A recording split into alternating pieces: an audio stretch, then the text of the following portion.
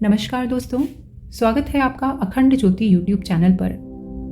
दोस्तों आज है दिवाली यानी रोशनी का त्योहार। वैसे तो दीपावली के संदर्भ में आपने बहुत सी कहानियां सुनी होंगी, पर आज अखंड ज्योति के माध्यम से हम ऐसी 3 कहानियों को दोहराएंगे और इस दिन की महत्ता को एक बार फिर स्मरण करेंगे। तो आइए शुरुआत करते हैं अपनी पहली कथा यानी भगवान श्री राम का अयोध्या में आगमन से। ये बात है त्रेता युग की, जब भगवान श्री राम रावण का वध करके अयोध्या लौटे थे। उस दीपावली पर अयोध्या वासियों ने उनका स्वागत दीप जलाकर किया। भगवान श्री राम के इसी स्वागत को हर साल हम सभी दीपावली के रूप में मनाते हैं। चलिए अब जान लेते हैं कि हम दीपावली पर माता लक्ष्मी का पूजन ही क्यों करते हैं। इसके पीछे एक बड़ी ही रोचक सी कथा प्रचलित है। एक बार लक्ष्मी जी समस्त देवी देवताओं के साथ राजा बलि के यहाँ बंधक थीं।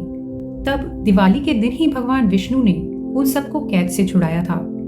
बंधन मुक्त होते ही सभी देवी देवता लक्ष्मी जी के साथ जाकर क्षीर सागर में सो गए। इसलिए अब हमें अपने अपने घरों में उनके शयन का ऐसा प्रबंध करना चाहिए कि वे क्षीर सागर की ओर न जाकर स्वच्छ और कोमल शैया पाकर हमारे ही घर में विश्राम करें।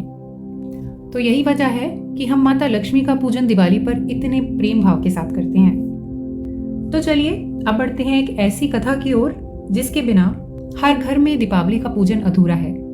ये है दिवाली की सबसे पौराणिक कथा है साहूकार और उसकी लड़की के बारे में। प्राचीन समय में एक नगर में एक साहूकार था।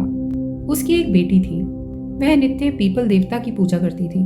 उसने देखा कि श्री महालक्ष्मी उसी पीपल से निकला करती हैं। एक दिन लक्ष्मी जी उस साहूकार की लड़की से बोली कि मैं तुझ पर प्रसन्न हूँ, इसलिए तू मेरी सहेली बनना स्वीकार कर ले।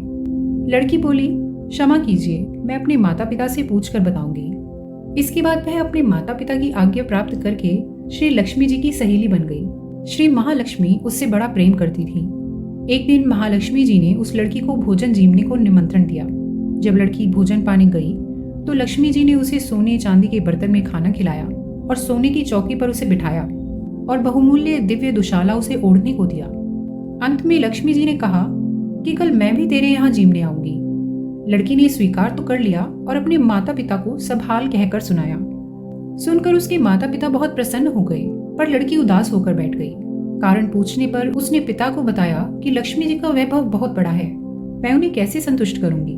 पिता ने बेटी से कहा कि बेटी गोबर से पृथ्वी को लीपकर जैसा भी बन पाए रूखा सूखा श्रद्धा और प्रेम से उन्हें खिला देना।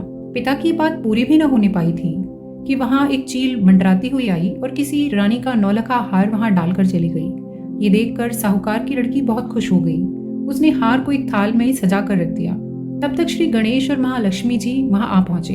लड़की ने उन्हें सोने की चौकी पर बैठने को कहा। इस पर श्री महालक्ष्मी ने कहा कि इस पर तो राजा रानी बैठते हैं, हम कैसे बैठें। लड़की के बहुत आग्रह करने पर महालक्ष्मी जी और गणेश जी ने बड़े प्रेम से भोजन किया।